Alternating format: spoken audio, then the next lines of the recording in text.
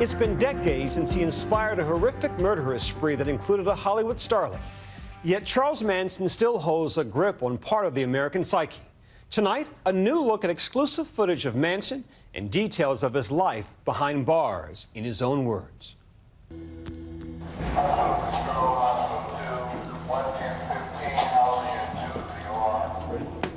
Yeah, we're ready. His is a face of evil, seared in the minds of many, those whose lives he ravaged and those whom he convinced to commit murder. Charles Manson is a name not easily forgotten. Hello. These never-before-aired outtakes from a 1993 prison interview are in stark contrast to the brutal murders he is responsible for. Can you see yourself in there? Yeah, I can see myself in there. They don't have mirrors where I'm at. Oh, really? So you never see yourself? Well, yeah, they got little funny little things. You get a close look a little bit there.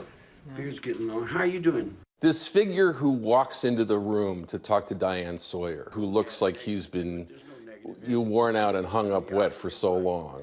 Do not confuse that guy with the Manson of the late 60s. We have a weird homicide. Human massacre. 5 were the night of killed. the Tate slayings. The incredible brutality of these savage, nightmarish murders. Fear was Charlie's I walk game. and live in murder all my life. Behind the gruesome killings, a cult leader, Charles Manson. So, are you all from New York or some guys from L.A. here, right? It was the summer of love, climate ripe for Manson to assemble his group of adoring followers, soon to be called the Manson family. Manson used drugs, so he could suggest things to people in states of altered consciousness that might seem real at that moment. He draws these people to him, and he tells them they're beautiful, they're wonderful. Among them, Tex Watson and Patricia Krenwinkel. He asks us constantly, each one of us, will you die for me? Will you be my finger on a hand? After I started taking acid with him, I believed that he had some kind of ultimate source of power. But power wasn't enough for Manson. He wanted to become a rock star. Manson deliberately sent out the women in the family to go around and troll for famous musicians. 2 of the women in the family are hitchhiking, and fancy car pulls up beside them, and it's Dennis Wilson, the drummer of the Beach Boys. Despite his squeaky clean image as a member of the Beach Boys, Dennis Wilson was attracted to Manson and his California girls. They even moved into Wilson's house. You know, initially for Dennis Wilson, it was great. It was girls, drugs, and Manson could supply both. He was definitely under Charlie's influence at that point in time. Beach Boys co-founder and singer Mike Love met Manson as well. We were invited by Dennis to come to dinner. There were in a group sex kind of situation, and it wasn't my cup of tea. So I excused myself to take a shower. No sooner than I got in the shower, door opened, and Charlie Manson stood there and looked up at me and said, "You can't leave the group." And he looked at me with these wide eyes and kind of maniacal look. Behind those eyes, a desperate, even ominous desire for fame. Manson wrote a song which caught Wilson's attention. Wilson brought the song to the Beach Boys, but with a new name, Never Learned Not to Love, and changed lyrics. When the song appeared on the album, it was credited to Dennis Wilson. The others never knew the origin of the song. Manson was furious when Manson goes looking for Wilson afterwards, and at one point leaves a bullet and tells Wilson that I know where you live, I know where your children are, you know what this means. Manson knew Wilson was very close to music producer Terry Melcher, who lived in this Benedict Canyon mansion on Cielo Drive. He believed that relationship was his ticket to stardom. He tells Manson, your music is good, but I wouldn't know what to do with you. And at that moment, Charlie Manson's life turns completely. The dream of being a rock star is not going to happen. For Manson, the house on Cielo Drive comes to represent all he wants to achieve and hasn't been able to. Charles Manson has dispatched some of his most slavishly devoted followers to go to that house and kill everyone inside, whoever they are. Melcher had already moved out. Manson knew that. But he didn't know that the house's new residents were director Roman Polanski and his pregnant wife, actress Sharon Tate.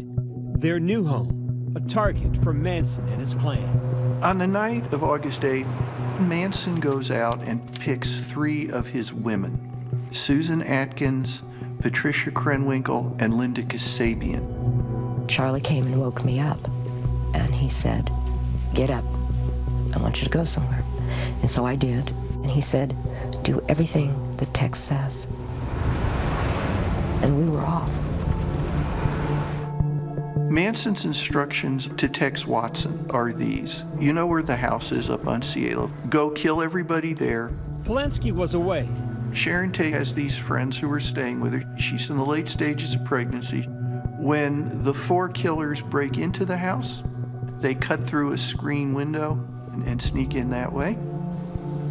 Then Tex says, "We're going to kill you." Everyone else at that point obviously was getting really frightened and scared. I knew this is pure madness. Their killing spree that would take the lives of 4 began. And I looked around, I knew this is wrong. And it was like, no matter what or anywhere I turned, it wasn't going to stop. Susan Atkins stabbed Sharon Tate to death and told her she was going to do it. Susan Atkins, who had given birth herself to a child 10 months earlier. She talked to the media about killing Sharon Tate. I felt nothing. I felt absolutely nothing for her.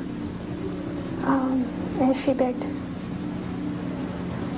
for her life and for the life of her baby. One word is written on the door at Cielo. Susan Atkins doesn't actually want to put her finger in their blood, so she dips a towel in the blood and writes "pig" on the door. I said, if you're gonna do something, leave something with you. Leave a sign to let the world know that you were there. Have a good day. The next night, more bloodshed. Last night, a middle-aged couple was stabbed to death. Manson again instructs Krenwinkel and Watson to carry out another round of murder. This time, they're joined by fellow follower Leslie Van Houten. Targets of the unknown assassins this time were wholesale grocer Lino LaBianca and his wife Rosemary. I stabbed Mrs. LaBianca in the lower back about 16 times.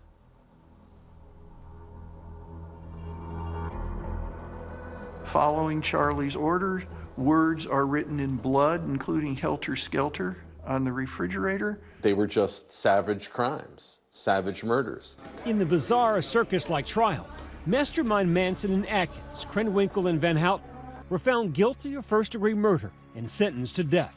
But their sentences were reduced to life in prison after California changed its stance on the death penalty. Kasabian, who drove the car to both murders, was given immunity in exchange for her testimony.